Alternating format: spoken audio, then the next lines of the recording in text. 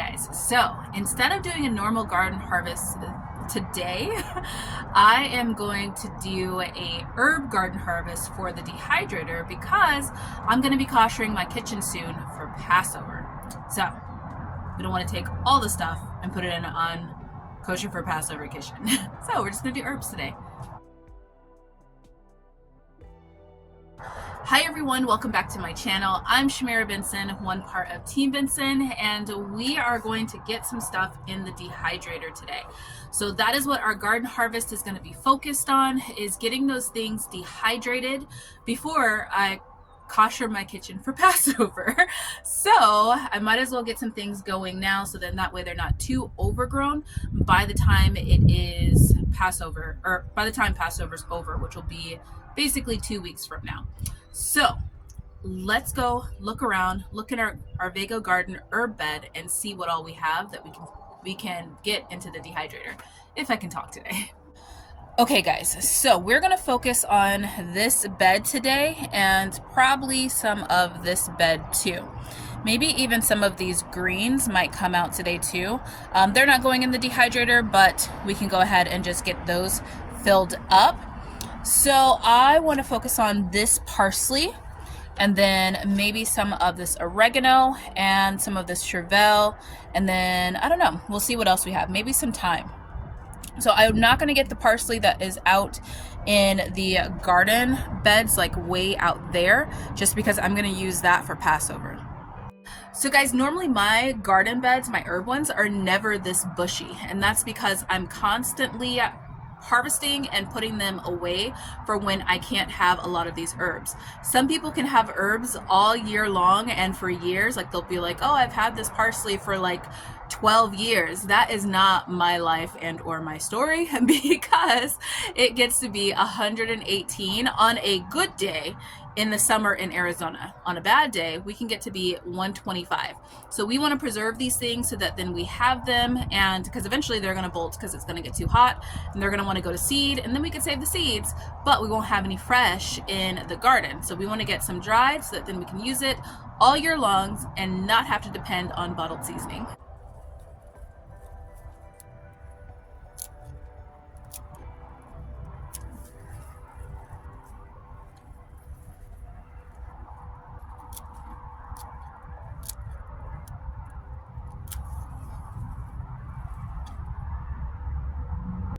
So guys, I think in this video it might also be helpful to show you guys how I'm using things and like how I'm preserving things. Now, for my parsley, I am going to dry all of the little bushy leaves. The leaves are what I'm going to put into my jar, and when I'm making like seasonings, I'm just going to sprinkle those seasonings over there. Now, if you dehydrate these stems, they will get really woody. So like if you're putting them in like a soup or something like that, when they rehydrate, they'll be woody.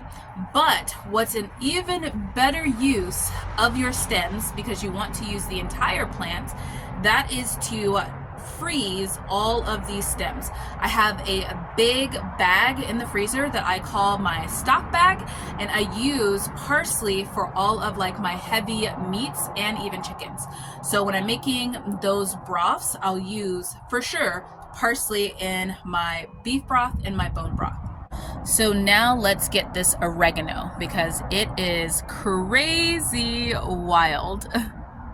So next up, I have a healthy bunch of oregano, which smells absolutely amazing. So guys, when it comes to my oregano, I am going to dehydrate the whole entire thing. Now, once I dehydrate it and it's completely dried, I'm going to take all the leaves off. That is going to go into my little stash of just dried oregano.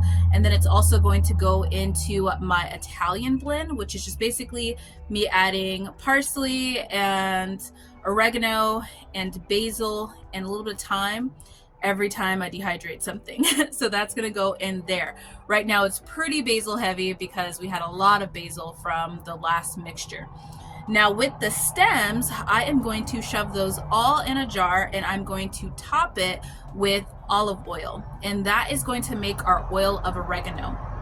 So if you guys don't know, oil of oregano is an amazing antibiotic. So if you are sick, or if you're having any issues, especially like lung issues or even stomach issues, any type of flu or anything like that, a little spoonful of oil of oregano really helps. And sometimes if you don't want to eat just straight oil, you can take that oil of oregano and you can cook it with a little bit of garlic, and then you can take that, blend it up, and make a spread. And so then that way you can eat that with like bread. And that's one of those things that we start eating before we're sick, so that then we can maintain and be healthy when that time of the year comes when people start to get sick. Okay, let's do chervil. You guys see this? We are making some progress in this bed and getting it nice and trimmed. Now, this is the beast we're going after next. I'm not going to take all of it because I do want some of it for Passover, because I am making chicken for some of the people that don't eat lamb. Oh my goodness, guys. This isn't even all the chervil. This is a lot. So chervil is one of my favorite herbs because I think it goes so well with chicken. Like chicken and like white wine, maybe some cardamom and like some paprika, something like that, goes really, really good with. I also use it in part of my taco seasoning too, along with some of my oregano. So I put like a little bit of chervil in there. Now my chervil, I normally don't dehydrate because it freezes really well, and it makes it to where if I want to add a couple of like leaves, like I could take the whole bunch out and put it with some chicken or something like that, then these stems aren't woody when people go to eat it. So this I will wash up and put right in the freezer, and we'll use it for those things. I might actually take a couple of them and dehydrate them, grab some of the leaves off of there, because then I can add probably a little bit of that to some of my poultry blends. And then for the stems of those leaves that I take off, because if I dehydrate it, it's gonna get woody. So those stems, I'll just use those in the freezer for my chicken broth. I don't like chervil with beef, but I do really like it with chicken. So now we're gonna go and we're gonna pull some of our celery. Now we're only harvesting celery from this location we're going to completely pull, and this location we're going to completely pull, and the Vego garden bed.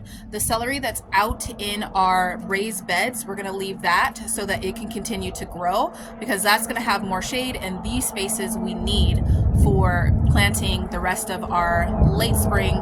That motorcycle was loud. So the rest of this space that we're going to need to plant our late spring and our early summer garden.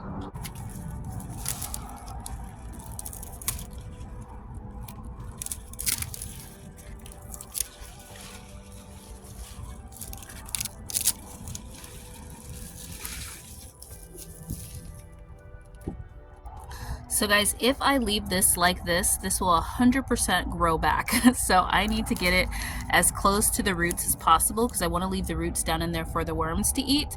And then I need to bury this top so that then it doesn't see any sun.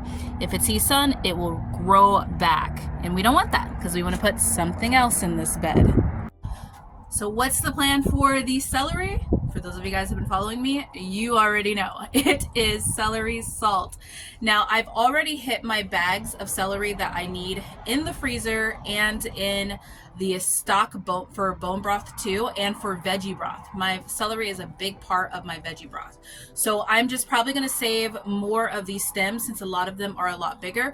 I'll just put them in the bag and have an extra bag in the freezer. But all of these leaves are going straight into the dehydrator, and they're gonna get ground up for celery salt.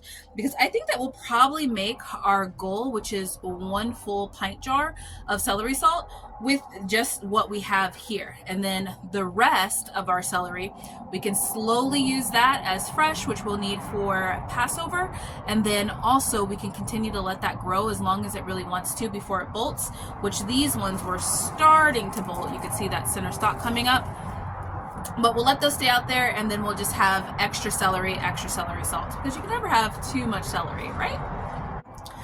Alright guys, so I'm gonna stop there. This is my basket of fun, and I am not gonna give myself more work when I already have to kosher a kitchen. So I am going to be getting all of these in the dehydrator, the freezer, all of those different things, and I'm going to be able to now get some spaces to start. I'm gonna get some compost to put on top of those spaces that we need to have the worms kind of decompose all of the roots, so that then we can plant stuff for our later gardens for the late spring and the early summer. But I hope that you guys are having fun in your gardens. This is a wonderful time for us right now because it is spring, and spring brings a lot of joy, hope, and just understanding to the world. So until next time, grow yourselves a garden, because even a small space can provide you with tons of food and herbs, so that then you don't have to buy bottled seasoning.